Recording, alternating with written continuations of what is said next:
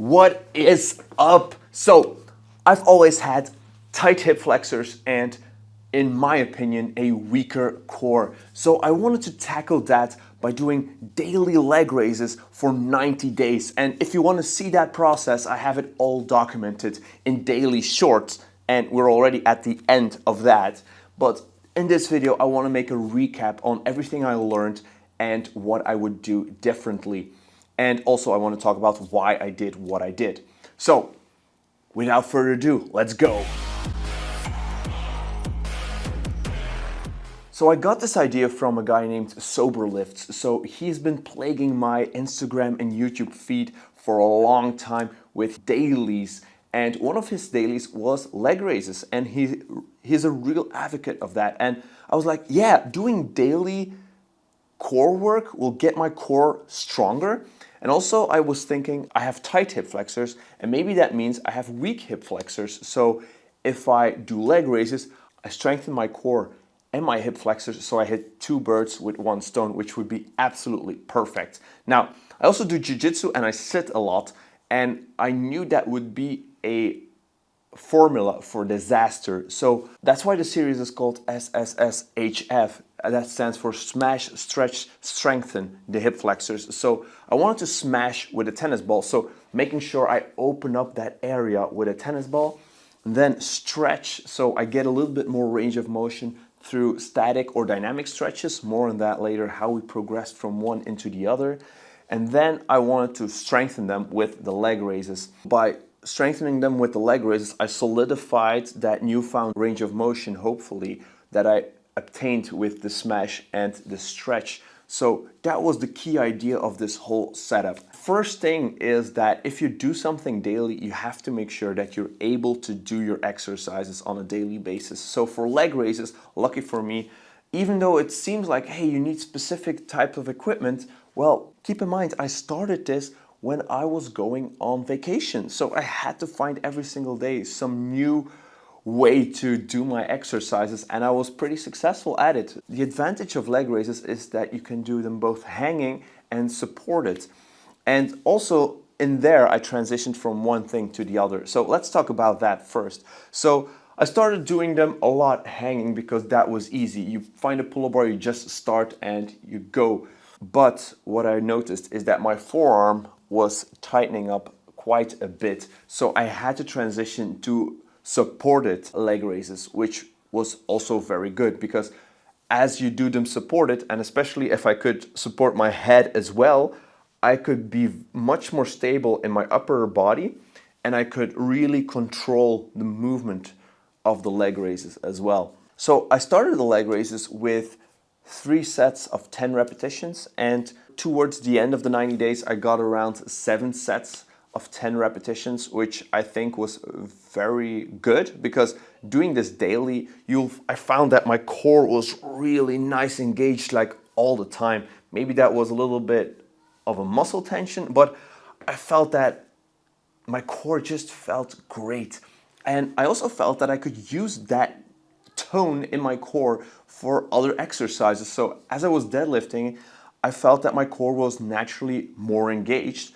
And when I did chin-ups, I also felt that they were more engaged. So I really liked that aspect. Now, after the 90 days, I felt that my core was like losing that tone again, and it was a little bit more difficult to re-engage that core. So I think either it's beneficial to keep doing core on a daily basis, or maybe my core really needed a break, and now once everything is catching up again, I can finally reactivate that core as I did during those 90 days.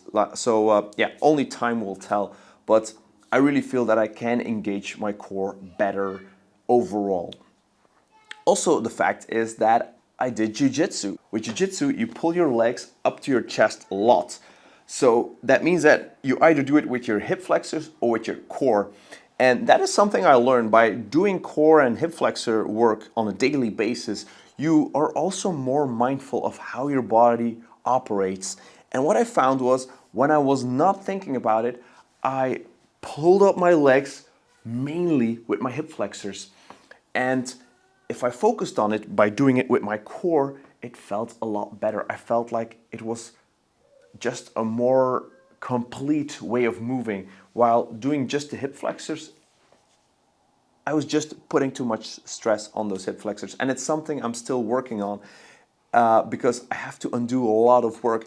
And yes, the hip flexors are what brings your knees up to your chest, but that's also part of your core. And I think if you're doing jiu-jitsu specifically, if you can use your core mainly and your hip flexors like secondarily, and you can use them in unison, that would be much better than just relying on those hip flexors, because maybe they're tight, that tone is already there, and they are just like easier to fire up rather than using the core, the bigger muscles that are maybe meant to initiate that first movement. So that's something what I'm playing around with, and that I also learned by doing core on a daily basis and really mindfully being there with my core. So that was also very good.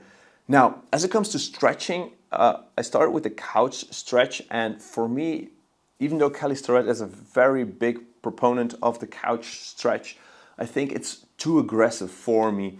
So I started doing that, but I started having nagging pains in my hip flexors, like other nagging pains than if they were just tight. It was just like they were stretched out, they were like not recovering. So I thought about Jujimufu, and Jujimufu is a big proponent of doing dynamic stretches. So I incorporated dynamic stretches in my routine, and I found that was a good warm-up, one for the leg raises, and it also was a good way to not get too much tension in those hip flexors. So I really recommend, if you feel like your hip flexors are tight constantly, doing dynamic movements is a lot better, because you're spending less time in that stretch, but you're still like touching on that newfound range of motion. So I think that's a very good way of starting. And maybe from there, once you get the habit of doing daily dynamic stretches, you can transition into the couch stretch, which is a little bit more aggressive. So yeah, I must say I learned a ton by doing these dailies, and especially because I also made a video about it every single day, so I had to find something to talk about. And by doing that, you also are more mindful of how your body operates and how that specific thing is going for you. And I think that is like the most important thing that I learned from these 90 days. So next up, we're going to do upper chest, because I think that I could use a little bit more upper chest development. Not that I'm a real bodybuilder, but if I'm working out, if I'm gaining some muscle here and there, I might as well just like clean everything up to also look a little bit better. That's just my opinion. I'm still more strength-based than I am hypertrophy-based, but why not just try it out? Try to train that muscle for 90 days, hopefully get some better activation, maybe some, I don't know if it's bullshit or not, but more nuclei into that muscle, so later on I have a good foundation to just continue doing strength training. So yeah, that's the whole idea. So that series is still going on. I'm a little bit struggling with shoulder issues, but we'll see if we come over that.